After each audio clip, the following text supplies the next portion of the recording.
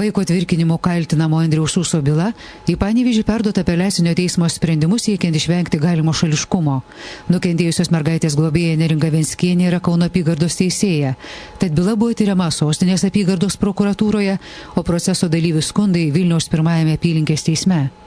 24 tomų rezonansinės bylos ėmėsis Panevėžio apylinkės teismo teisėjų kolegijos pirmininkas, bylą nusprendė grąžinti ją tyrusiems prokurorams. Iki teisminio tyrimo metu buvo padaryti grubus procesiniai pažeidimai, baudžiamojo proceso kodekso pažeidimai, o būtent buvo neužbaigta skundų nagrinėjimo procedūra iki galo ir buvo jau byla perduota nagrinėti teismui. Sausio gale nukentėjusios mažametės atstovai Venskai apskundė prokuratūros nutarimą, kurio panaikinti įtarimai Andriui Ūsui dėl vaiko seksualinio prievartavimo.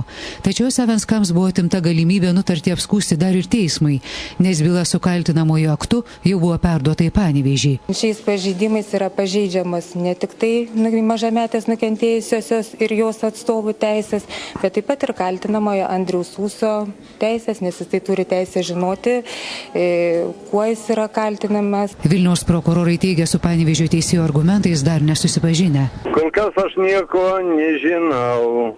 Aš esu išvykęs dabar ir tikrai nieko negaliu komentuoti.